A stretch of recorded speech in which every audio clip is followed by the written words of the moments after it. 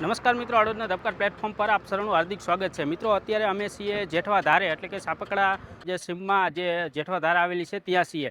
ત્યાંથી મોરબી બ્રાન્ચની કેનાલ પણ પસાર થાય છે અને આ કેનાલ પર જે કેનાલ તંત્ર દ્વારા રસ્તો બનાવવામાં આવ્યો છે, જે રસ્તાનો ઉપયોગ માત્ર અધિકારીઓ તેમજ ખેડૂતો જ કરી શકે.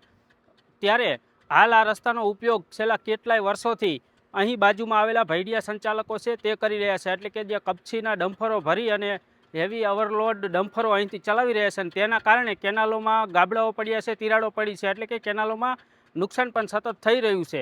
2 દિવસ પહેલાં મીડિયાએ અહેવાલ પ્રસારિત કરતા આજે કેનાલ તંત્ર છે, જે અધિકારી છે તે અહીં દોડી આવ્યા છે, તેમજ જે અહીં ચાલતા જે ભૈડિયાઓ છે, જે આ રસ્તા ઉપરથી જે ડમ્ફરો ચાલી રહ્યા છે તેને નોટિસ પણ ફટકારી છે. અધિકારી આપણી સાથે છે. સાહેબ, શું તમારું નામ અને અહીં શું કાર્યવાહી કરવામાં આવી?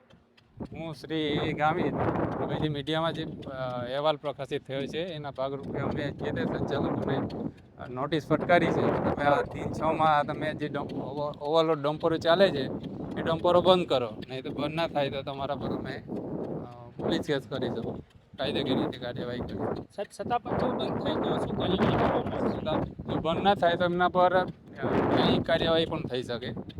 પોલીસ કેસ કરીશું. પોલીસ કેસ કર્યા પછી પણ જો બંધ ના થાય તો પછી એમના પર ન્યાયિક કાર્યવાહી કરી.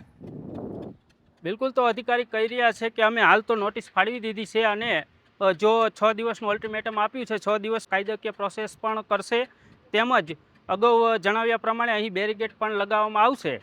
તો મિત્રો, ખાસ અમે અત્યારે જેઠવા ધારે હતા અને ત્યાં અધિકારીઓ નોટિસ આપવા પહોંચ્યા છે. અધિકારીઓ જણાવ્યું પ્રમાણે શિવ સ્ટોન છે, રાધે સ્ટોન છે, ઉમા સ્ટોન છે, તે આ અહીં જે ચાલી રહ્યા છે તેને તમામને અહીં રસ્તા પર ન ચાલવા, એમના વાહનો ન ચલાવવા નોટિસ ફાળવવામાં આવી છે.